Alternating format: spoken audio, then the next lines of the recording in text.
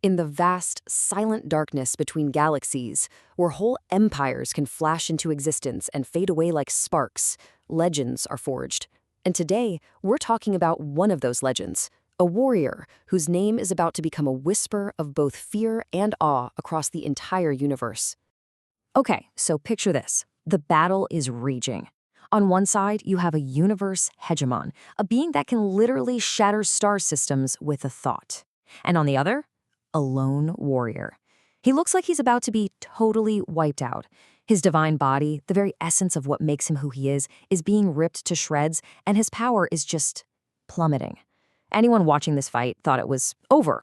But what looked like an ending was actually a statement. See, with one last, completely impossible countermove, Dao He Wang didn't just manage to survive. He actually defeated a universe hegemon. A feat so incredible it sent shockwaves through every major power in the cosmos. And that one victory, it changed everything. It took Dao He Wang from being just some talented fighter to a real, genuine player on the cosmic stage. Beating a hegemon isn't just a win, It's a fundamental shift in the universal balance of power. It was like a giant announcement that a new, terrifyingly skilled warrior had arrived. And, of course, with that kind of power comes recognition from the top. His victory was so huge, he got an immediate invite to join humanity's High Council. Now, from the perspective of the Council, this isn't just about getting a fancy title. It's the strategic heart of our entire race. Being a member means you are one of the pillars of our civilization, responsible for the fate of trillions. You don't just get handed a seat, you earn it through fire. But a rise that fast? That spectacular? Well, it always comes with an equally spectacular price. In the cosmos, being strong gets you noticed, but being rich, that makes you a target. And Dao He Wang had just revealed to everyone that he was one of the wealthiest warriors out there. So think about it. In a war fought between literal stars, what's a warrior's single greatest asset? Is it raw strength, some unique genetic ability? Nope. When gods and monsters are clashing, the real game changers are artifacts of unimaginable power. They're the things that can completely turn the tide of a battle. They're called supreme treasures. And these are not just shiny, powerful weapons. We're talking about artifacts that can bend the fundamental laws of the universe. A single one might let you create a whole pocket dimension, or attack an enemy's soul directly, or even give you a fortress that a hegemon can't even scratch. They are so ridiculously rare that entire empires will go to war over just a rumor of one. So here's how you can think about the hierarchy of power here. Armor? That's for survival. But these other treasures? They're for pure dominance. A soul treasure just bypasses all physical defenses and hits an enemy's very being. A domain treasure lets you literally rewrite the rules of the battlefield around you. And a flying palace? That's not just a ship. It's a mobile fortress, your ultimate escape plan, and basically a guarantee you'll live to fight another day. Having even one of these makes you a major threat. Dao He Wang has at least 6 of them. Just let that sink in for a second. 6 supreme treasures, including the rarest and most sought-after types. That's not just being rich. It's a strategic arsenal that most universe hegemons would absolutely kill for. He's basically a walking vault. And the hegemon he defeated?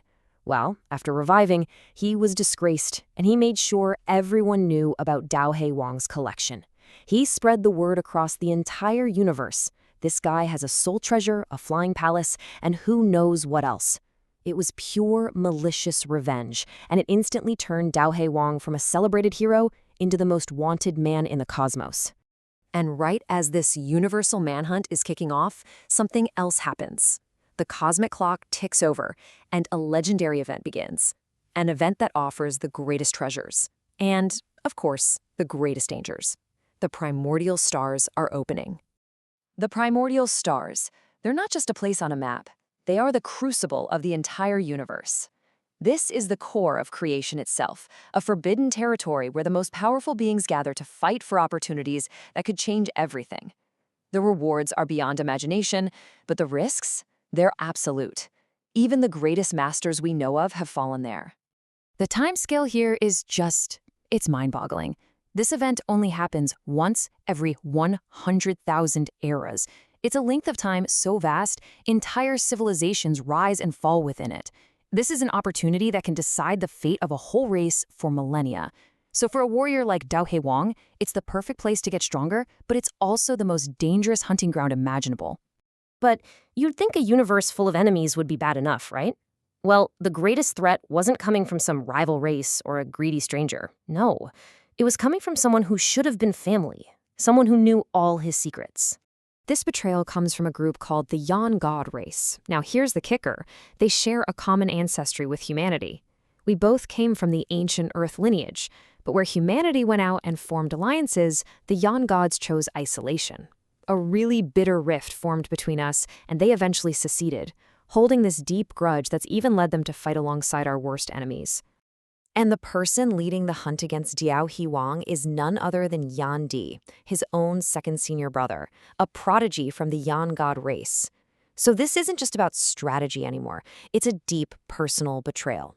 A brother, twisted by jealousy and ideology, is now using everything he knows to orchestrate a hunt.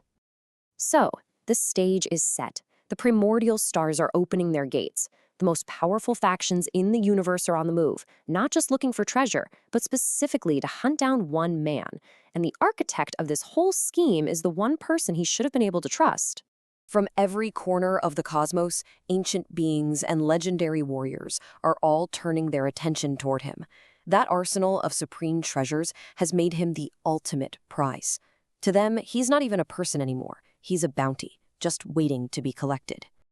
And all the while, behind the scenes, a traitor is pulling the strings, setting the traps, and exposing all his weaknesses. That kind of betrayal, it cuts deeper than any blade ever could, turning a massive cosmic conflict into a deeply personal war. So what do you do? I mean, really, what do you do? The entire universe wants you dead, and your own brother is leading the charge. Do you run? Do you hide somewhere? Beg for mercy?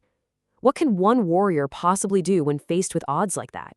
He embraces it. To him, this universe full of hunters isn't a threat, it's an opportunity. Every enemy, every master, every hegemon that dares to come for him is just another stone to sharpen his will, his skill, and his legend. The hunt is on, all right. But you have to wonder, who is really the hunter and who is the prey?